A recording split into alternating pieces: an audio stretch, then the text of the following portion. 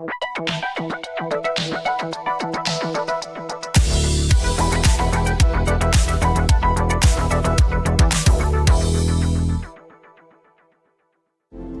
où il y a des jeux d'argent, des organisations peu recommandables ne sont en général pas loin.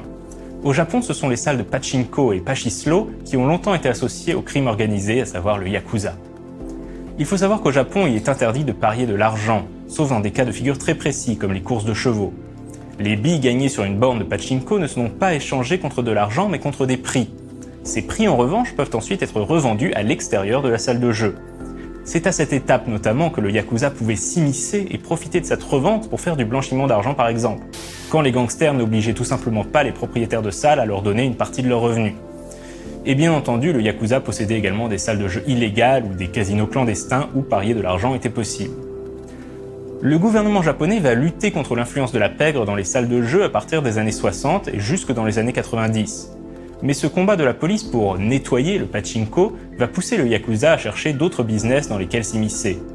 Et quel nouveau loisir émerge dans les années 70-80 ? Gagner le jeu vidéo, et notamment le jeu d'arcade qui, grâce à Space Invaders, connaît à l'époque un immense succès. Dans sa biographie de Nishikado Tomohiro, Florent Gorge raconte des anecdotes passionnantes. Au début du jeu d'arcade, les fabricants de bornes devaient par exemple souvent traiter avec des individus peu recommandables voulant acheter des bornes en liquide et n'hésitant pas à recourir à la menace pour parvenir à leurs fins. Et les gangsters profitent également du fait que le jeu vidéo n'est à l'époque pas couvert par la loi japonaise contre le jeu d'argent. On voit alors se multiplier les salles d'arcade ouvertes toute la nuit où des prix sont offerts aux joueurs les plus performants afin de les encourager à mettre toujours plus de sous dans les bornes.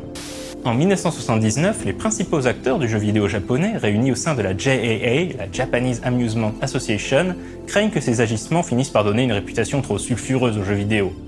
Ils vont donc proposer une série de mesures pour lutter contre la récupération par la pègre du jeu d'arcade.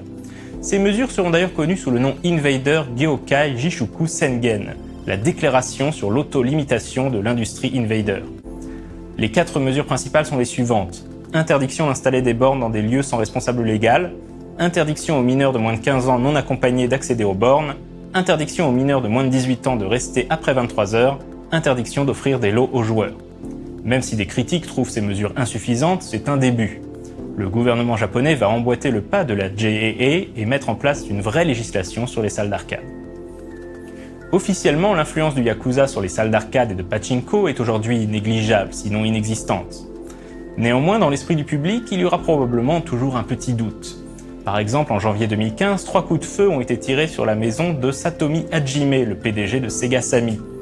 Sammy étant l'un des principaux fabricants de bornes pachinko, certains ont eu tôt fait de se demander si l'affaire pouvait avoir un lien avec le crime organisé, bien qu'aucun indice le laisse supposer.